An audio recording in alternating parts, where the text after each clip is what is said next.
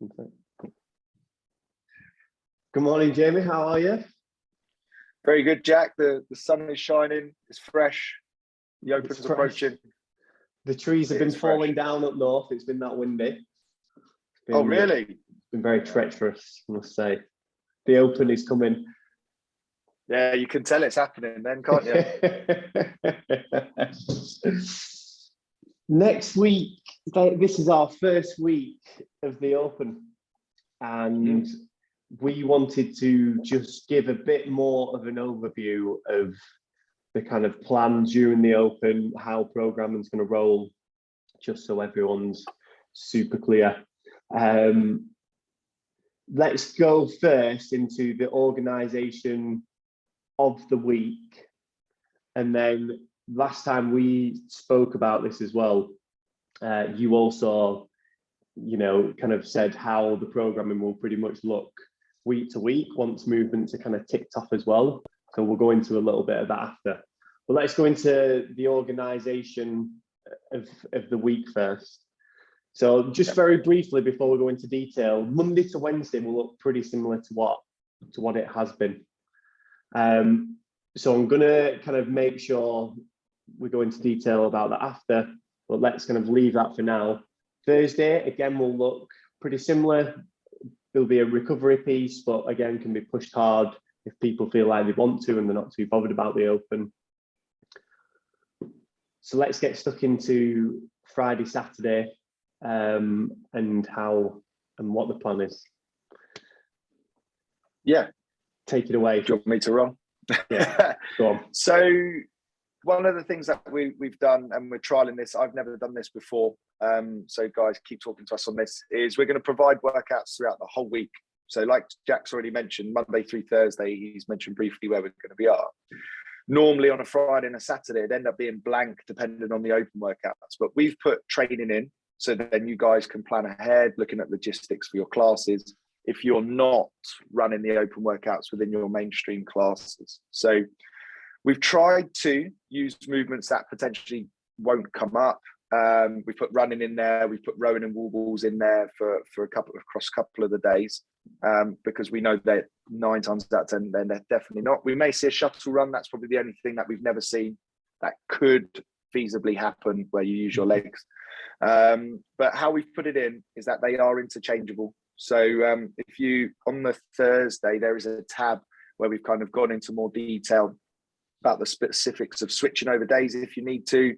If anything does come up that is the exact replica of it from the Thursday night, say for instance, toaster bar might be something that could come up. We'll look to adjust potentially movement if they're going to do double days. But the conversation for your members would be, they shouldn't be coming in on a Friday doing the regular class and then coming to the Friday evening to then do the Open workout. So movements wise, workout wise, you should be able to keep it the same, and then have a conversation with those specific members.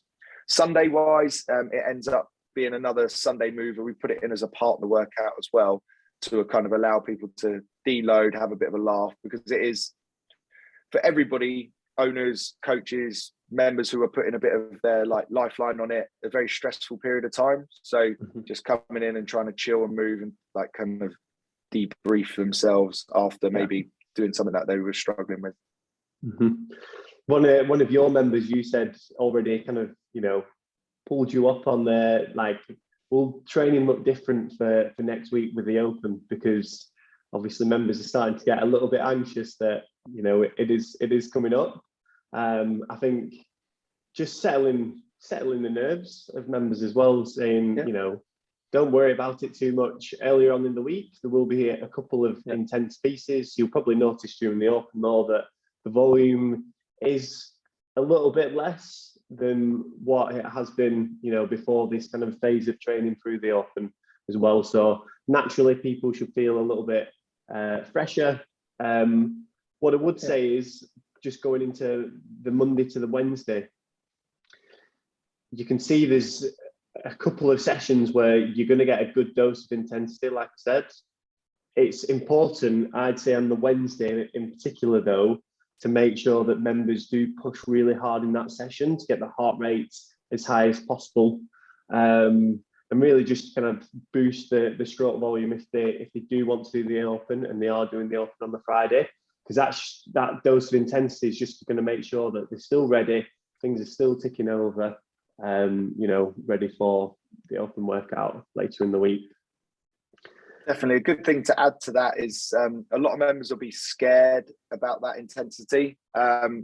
Remind them of sometimes how they feel when they come back off holiday, or say they've had a weekend away, say the Friday, Saturday, Sunday. The Monday session is never normally the best one. It's the sluggish, it's blowing off the cobwebs, everyone's feeling a bit dusty. And then normally Tuesday feels really good, and then Wednesday everyone's a bit sore again. Same kind of principle applies. That Wednesday, super important to really go for it. Okay, it won't accumulate too much fatigue because the overall volume isn't too high. But then Thursday, come in and move. Then Friday, you'll be feeling good. You might even feel like the first few lunges in your warm-ups and stuff like that, you might feel like, oh, what's going on here? And then once you get yourself going, there won't be any extra fatigue. You'll be primed and hopefully ready to go well. Yeah, good. Should we go into a bit more detail of the whole week now, or is there anything more specific that you want to go through with the organisation there? Not from the organisation. One thing from our point of view, what we'll do for you guys is all being well, the open announcement will be released Thursday, 8 p.m. UK time. So then hopefully what we're going to do is turn around a warm up for you guys that are going to do for your heats if you're running on a Friday or a Saturday. And then I'm hopefully going to break down just a little bit of how a beginner to an intermediate athlete can get themselves through the workout. Now, if you go on YouTube Friday morning, there'll probably be 50 different videos, our ones included as well from the compete side, which will be how a Matt Fraser, a Tia Claire Toomey, or an intermediate to an advanced athlete progresses through this workout. Now, from coaches, you get more buy-in because you have much more member base that are beginning to intermediate. So knowing how those guys are going to get through a workout is more important than the one guy who's on the individual plan in the corner doing the workout. So making sure you have a good perspective of that. A real small, simple example is Pat Sherwood is one of the CrossFit OGs. He did an overhead squat chest to bar workout in the open. He did every chest to bar in singles and got a really respectable score. So having all of those ideas on the table are going to be really important, because if you just tell that member who's just got their first bar muscle up, just do sets of 5 would be great, or they're watching videos all day on how to link their reps together, that's not going to help them on game day. They've got to play within themselves. Yeah. Okay. I remember first year that I got on the regionals team on, it might have been, I think it was the first year. I was doing toes to bar in singles in a workout. I watched Beth Hogarth. I did it once, watched Beth Hogarth do it, and she ended up doing, toes to bar in singles just to keep moving. And she ended up getting a really good score. And I got a decent score as well, just from doing, again, the toes to bar in singles. So it does, to keep moving and keep knocking out reps like that, it does pay off. Yeah. Other thing, just before we go on to this week in more detail, as we go, through the weeks of the open, obviously there'll be movements that have been used that won't then probably be used again through the latter weeks. So we can then start to bring them into the Friday or the Saturday sessions in the programming as well. So that just gives us a bit more flexibility, and it gives you a bit more of an idea of, how we can work things going forward as well. Yeah, cool. Right, let's get into the nitty gritty of this week. So we've got some heavy squats. We didn't do any last week, did we? We made a point to be there will be some next week, so don't worry. So this should be a good dose of some heavy squats here today. I really think, emphasizing that they should be heavy, belt up as well, I'd say. Practice bracing against the belt, because that's a skill in itself. So I think that's probably a good opportunity there to go through using a belt and how to brace with that could potentially come up in the next couple of weeks. Yep. After that, we've got Fran. You nasty Yeah, man. I know. There's a couple of reasons. First reason, Fran's a great benchmark to have for anybody, and it's one of those ones that if we make programming maybe say less sexy at the start of the week because we're thinking of the Friday, members will then disregard earlier sessions in the week. But when they see a Fran, they know they want to come in and give it some meat. And that's what I was really after with the Monday. And then secondary, this combination is used in the Open many times, and it's normally in the third week.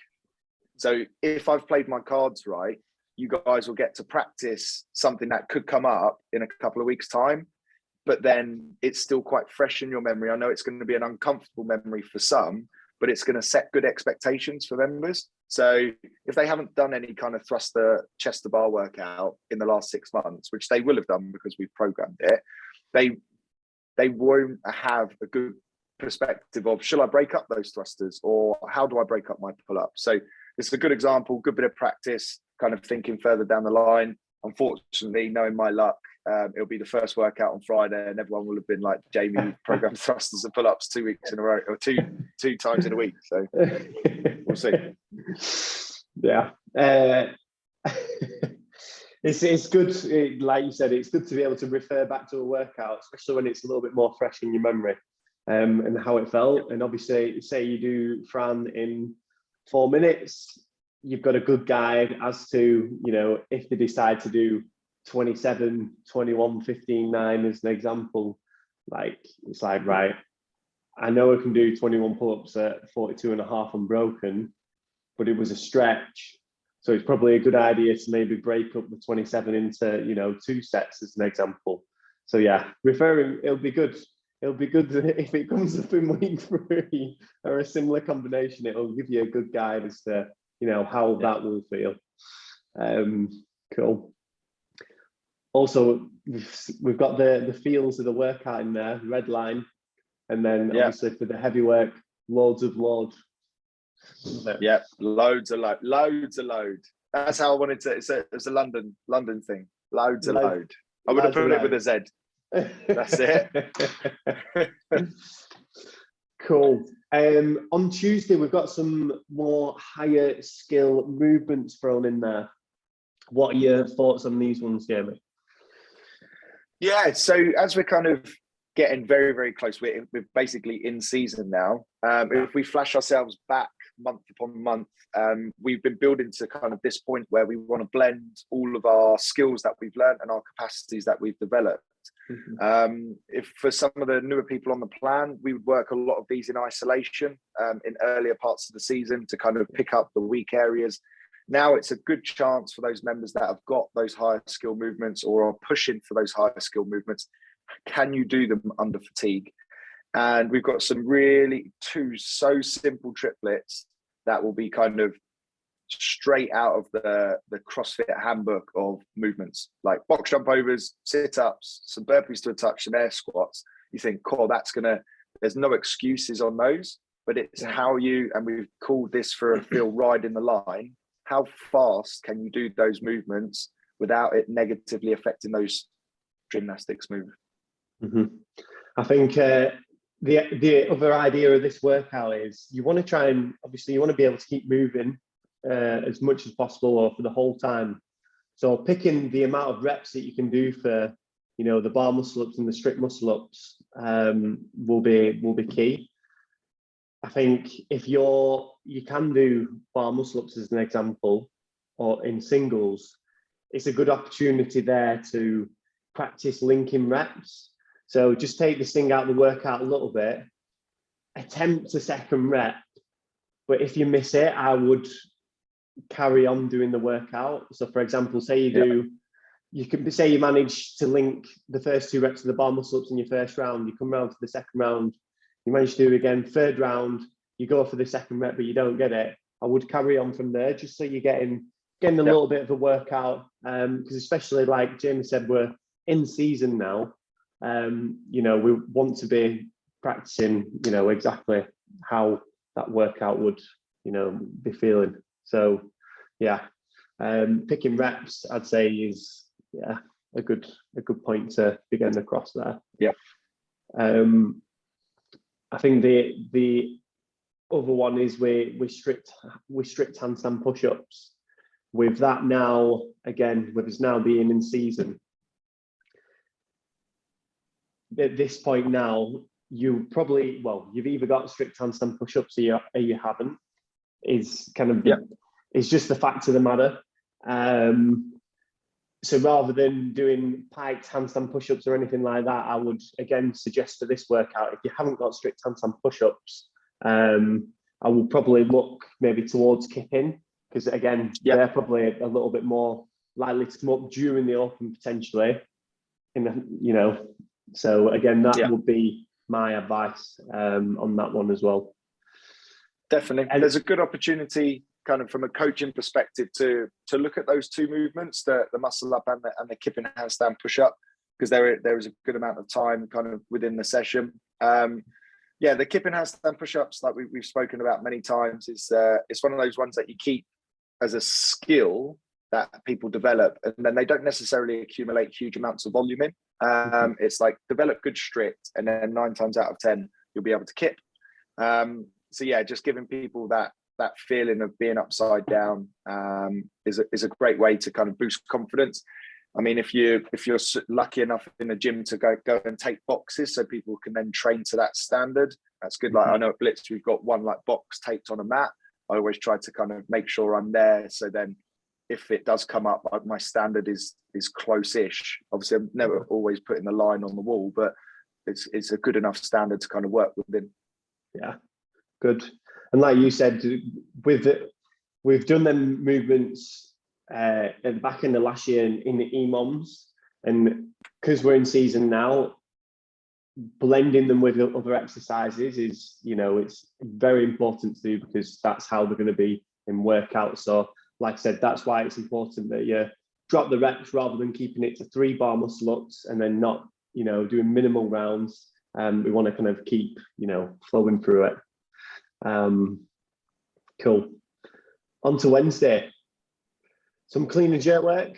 We've got all variations here, which is good to see. So again, it just covers all bases. Going relatively heavy, but not maximal, which is good. It should be like a good primer really if, a lift does come up on Friday. Should help to prep you there. Is there anything you kind of wanted specifically, like coaching wise, you'd be, looking to dial in on this weightlifting part? Yeah, so what we've done is we've created a natural progression of focusing on the leg drive on the jerk perspective. So we initially start off with that push press, and for me as a coaching perspective, if I'm looking around the room and I see people push pressing really well, as in they're maximizing that extension in their drive, they're finishing off the press really nicely with their arms, that's going to then lead nicely into that power jerk or push jerk, however you want to call it. A lot of people that are inefficient and lack extension on a push jerk and a split jerk are pretty poor at push pressing, because they not really finish the drive. They don't finish with straightening their legs. So then that bar doesn't quite hit an extension, and then you get the lean back and the press up. So from a coaching perspective, be identifying people's inefficient push press and see how that links to their push jerk. A really simple maths number that I still remember from my level 1, it might have changed since then, but I tend to explain it as that it should be kind of 33% on. You should be able to add a good 33% to each of your, from push press to push jerk to split jerk. Now, grey area on the push jerk to split jerk, because I know Ben was very much a push jerker for most of his time. I know, Jack, you're pretty proficient at the push jerk as well. For me, I notice my push jerks 120, my split jerks 140. I know that's an area for me to kind of try and work on. So just have that in the back of your mind as a coach, that you see the member who push presses the same as what they split jerk. Yeah. What are we doing for those members? How are we trying to help them? Okay, if that's the case, they're clearly strong enough, but they're not got the timing or the footwork. So that's where you delve into that. If there's a bigger discrepancy, it's like, okay, what's going on there? Can we kind of delve in and see? So yeah, lots of variation. 90-second windows are also punchy at 80%. 2 cleans, 1 split jerk. people are not going to come away from that thinking I haven't done any weightlifting, and they will have done CrossFit weightlifting into that. That's normally a rest 2 minutes between each set kind of business. Yeah. This is it's quite punchy to keep that intensity up for the day. Yeah, it does. It looks good bit of weightlifting. That like it flows nicely from the power clean to the power clean and then into the cleans to finish. So yeah, plenty of opportunity to refine footwork on the clean, and then that drive on the push press into the jerks as well, which is great. Like we briefly covered before, this workout today it's just all in max effort, sprinting as hard as you can, trying to get the heart rate as high as possible. To get the heart rate as high as possible doesn't always mean go as hard as you can from the start. So it could be that you're building that intensity as you go through that 90-second window, because it is quite a long time to be working at full effort. So kind of building that intensity from an 8 RPE for the first 20 seconds on the rower, building it up through the interval may mean that you get a higher heart rate that way, rather than trying to go out too fast, just run out of energy, and before you hit that max heart rate, it just kind of dips down because you can't keep the speed up on the devil's press, as an example. You just described me. You've just 100% described me. Like, I can hit machines pretty hard, but I find that like my peak heart rate doesn't really occur on those. It's more muscular fatigue will kick in there. But then the devil's press is something that really gets my heart rate up. Me traveling down and up with an external load gets my heart rate through the roof. So making sure I maximize my amount of effort on that will be important. Yeah, good. Not much else to that workout, to be honest. It's just making people aware of that fact. Unless you got something you want to throw in there, Jamie. Anything else? I'd like to see that's the you go I go workout in respect to 90 seconds on, 90 seconds off. So get half the class started on it, half the class great idea. Watching, encouraging, coaching, counting, whatever that person tends to do. Because what that's going to do is that's really going to keep the energy in the room, and it's going to push people.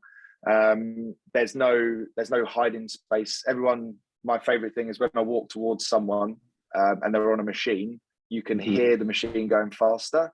And everyone at Blitz knows that I wait there just a little bit longer than what they want me to, and I can see them telling me to go and do one. I just stay there a little bit longer.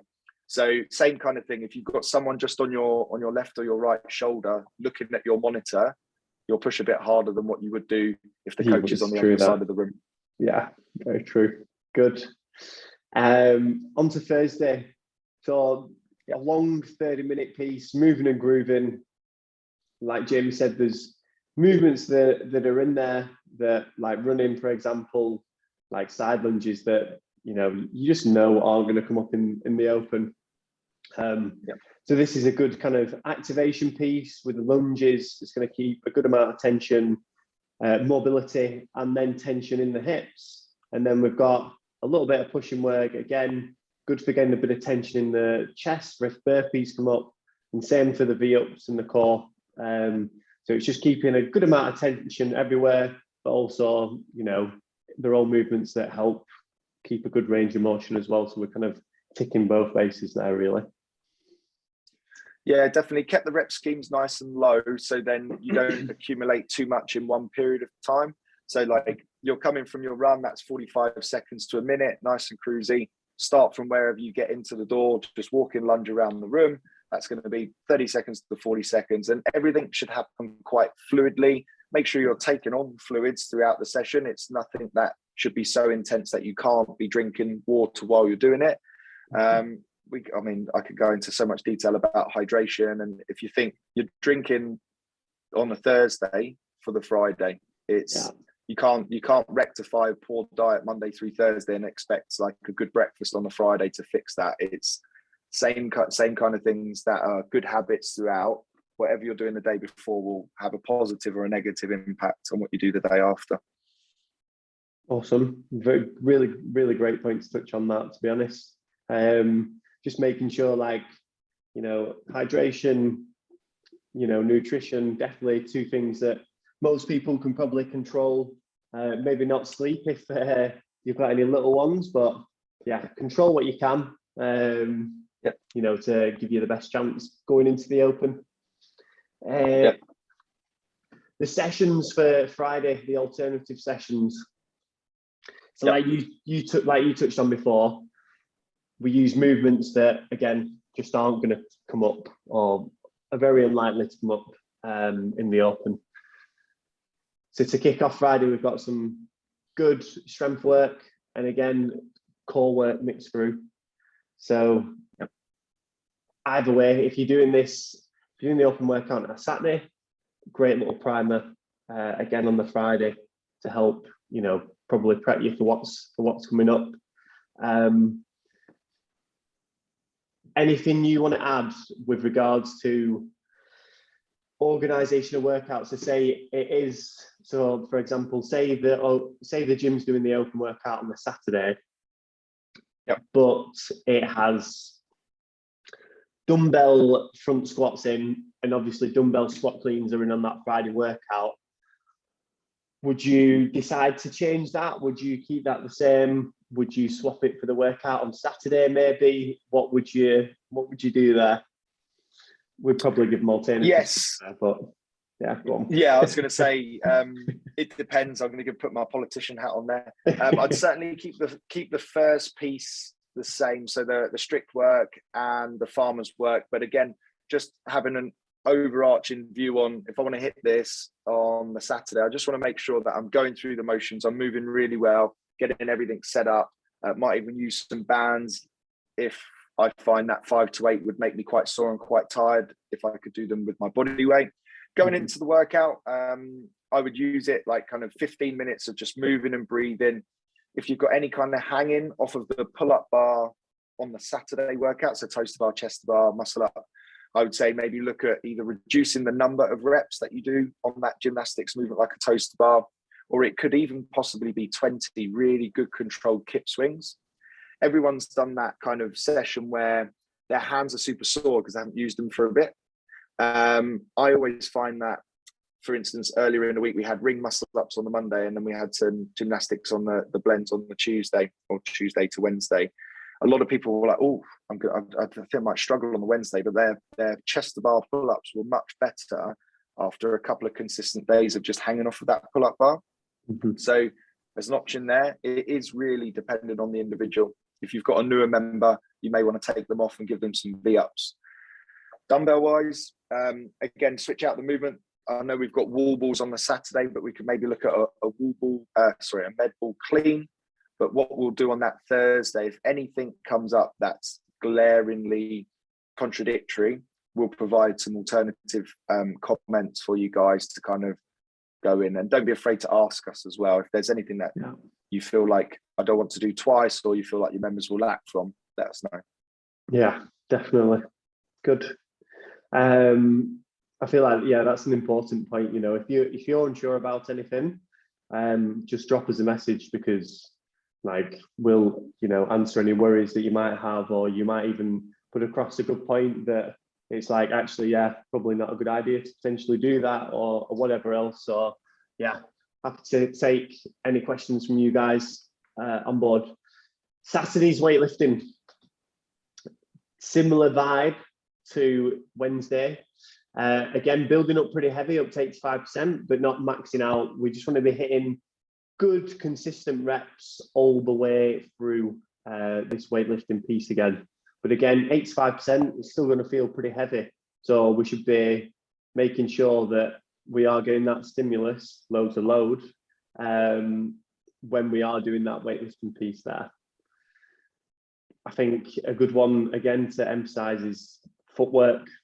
So it should be the same for power snatch, hang snatch, snatch. It should look the same for all of them.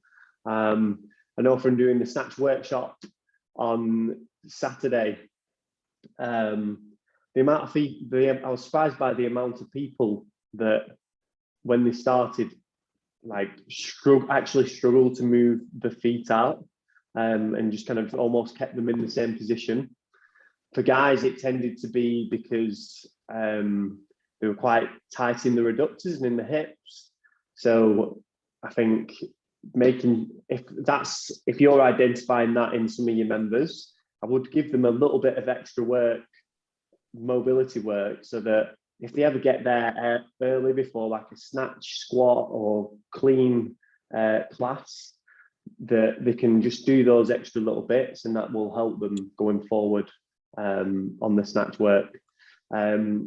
Ladies do tend to have better footwork, to be honest, or start with a slightly wider foot position and sometimes do stay the same. But as a general rule of thumb, feet should start narrower, just slightly narrower than where you squat, and then slide out into, your usual kind of squat position. So yeah, just passing on a couple of nuggets there from the weekend and what I noticed doing the snatch workshops. Yeah, I noticed the same. I think it's where a lot of people do barbell cycling and their feet are bolted to the floor. And when I'm coaching a class, I just try to emphasize the difference between CrossFit weightlifting, if you're cycling through lots of multiple lighter reps where your feet don't necessarily want to move into out, versus your base technique. I always kind of go back to your weightlifting technique. That should be technical mastery, moving your feet on every lift, and then understanding how to modify it for the realms of CrossFit or the loading or the rep scheme that you're doing. Good stuff. The workout, it's got 19.1, because I remember getting spanked by Roman Krenikov at Strength in Depth. It must have been like twice that he lapped me. And I was like, I'm not having a great time here. You were at Strength in Depth, right? I think everyone was watching. You were on the outside lane, near enough. Yeah, that's right. Yeah. Because everyone was probably just offering up how you should go faster in that kind of workout, which is when you're in the middle of the workout, not what you need. Yeah, you just need to get yourself in a hole. No, yeah, it's good to sit in front of 1,000 people, which is always good to see. For sure. And to be honest, probably will never happen again. That doing an open workout at the sanctional, so was quite cool at the time, but during it, I wasn't thinking it was cool. Did you redo it on the Monday? I know a lot of athletes ended up redoing it. Did you? Yeah. Fair play. Did you get better? I did. I think I got a round more. And for me, at Strength in Depth, I felt really fatigued just from the stress I put on myself. And then come around Monday, I could just like relax a little bit more. And I just felt like I had a little bit more to give, which does sound a little bit strange, because obviously some people, like when you get to competition, they're like, right, I'm fired up for this, like I've got it. But I felt like I just put too much pressure on myself for that weekend, and it just took some of the wind out of my sails, which again, members might be feeling that coming into the open.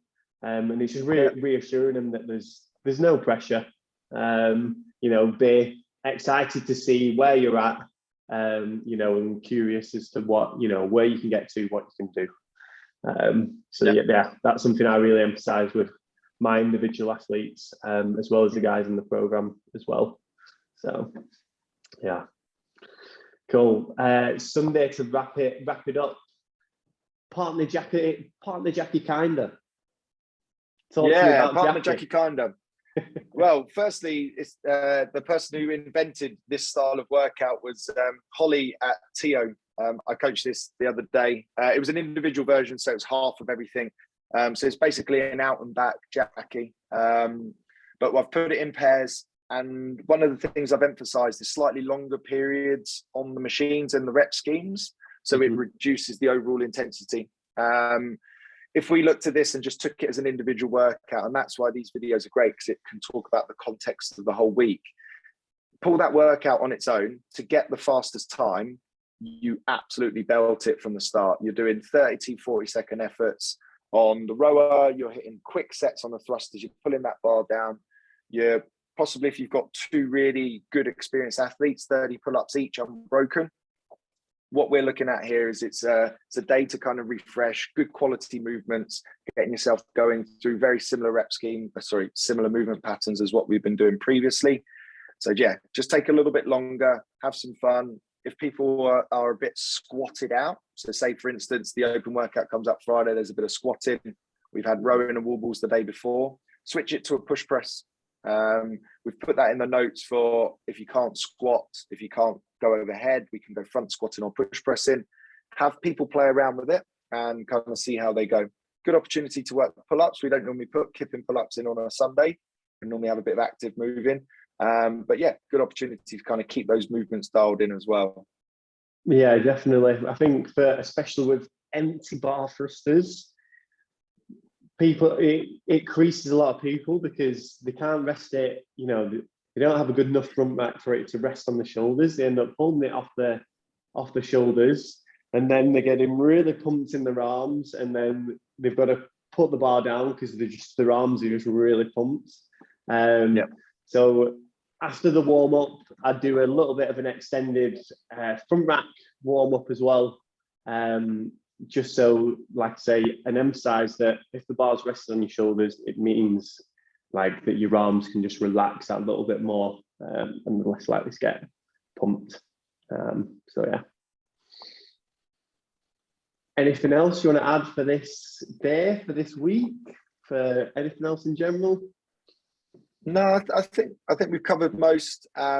Like we said, our initial conversations about the week are probably the ones that most of you guys as coaches and owners need to take back and then put it through your voices to your members to kind of settle them, make them feel comfortable, and then answer any of their questions. If they have any questions that you guys are struggling to answer, obviously just ping them over to us and we'll see if we can formulate some responses. And then, yeah, that Thursday night, hopefully you'll get to see some warm-ups and stuff kind of created, so then you're well and truly prepared going on Friday or Saturday. Awesome. I'm excited. Should be good. Yeah, it will be good. It will be really good. Oh, right. Let's leave it there and we'll see you on the leaderboard. Oh, we certainly will.